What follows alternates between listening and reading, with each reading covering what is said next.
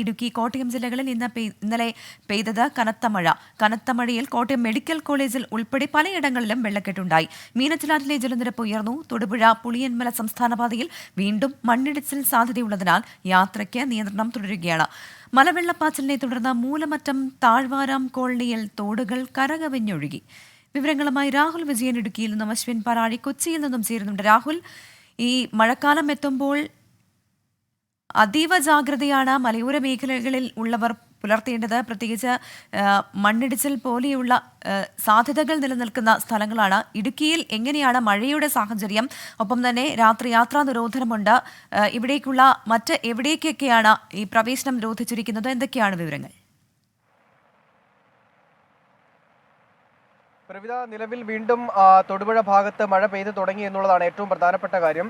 തൊടുപുഴ പുളിയന്മല സംസ്ഥാന പാതയിൽ ഇന്നലെ വൈകിട്ട് ഇടിഞ്ഞു വീണ മണ്ണ് ഭാഗികമായിട്ടാണ് നീക്കിയിരിക്കുന്നത്. താൽക്കാലികമായി എന്തെങ്കിലും അത്യാവശ്യ ഘട്ടത്തിൽ പോകേണ്ട വാഹനങ്ങൾ മാത്രമാണ് അതുവഴി ഇപ്പോൾ കടത്തിവിടുകയും ചെയ്തിരിക്കുന്നത്. മാത്രമല്ല, ഇനിയും മണ്ണിടിയാൻ സാധ്യതയുള്ളതുകൊണ്ട് കർശന യാത്രാ നിയന്ത്രണം ഈ പ്രദേശത്തൂടെ, അതായത് ഈ സംസ്ഥാന പാതയിലൂടെ ജില്ലാ കളക്ടർ ഏർപ്പെടുത്തിയിട്ടുണ്ട് എന്നുള്ളതാണ് ഏറ്റവും എടുത്തു പറയേണ്ട കാര്യം. അതുകൊണ്ട് തന്നെ ഇതിലെ പോകുന്നവർ ജാഗ്രത പാലിക്കേണ്ടതാണ്. മാത്രമല്ല, ഈ മലങ്കര ഡാമിന്റെ, നമ്മളിപ്പോൾ ഈ കാണുന്ന ദൃശ്യങ്ങളിൽ കാണുന്ന പോലെ തന്നെ മലങ്കര ഡാമിന്റെ 4 ഷട്ടറുകൾ തുറന്നു വെച്ചിരിക്കുകയാണ്.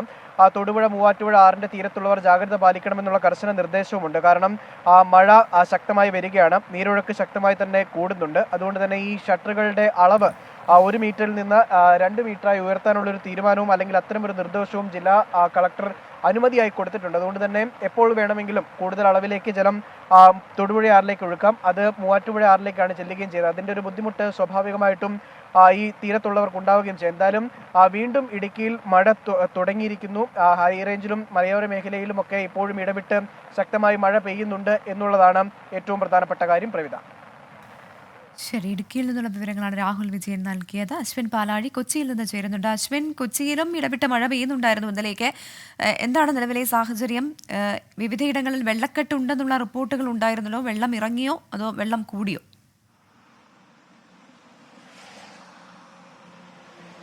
പ്രവിധ, കാലവർഷം വന്നതിന് പിന്നാലെ ഇന്നലെ കൊച്ചിയിൽ അതിതീവ്ര മഴയൊന്നും പെയ്തിട്ടുണ്ടായിരുന്നില്ല. വൈകുന്നേരം രാത്രിയോടുകൂടിയാണ് വീണ്ടും മഴ ശക്തിപ്പെട്ടത്. ആ മഴ ഇപ്പോഴും തുടരുകയാണ്. പുലർച്ചയ്ക്ക് വലിയ മഴയാണ് ഉണ്ടായിരുന്നത്.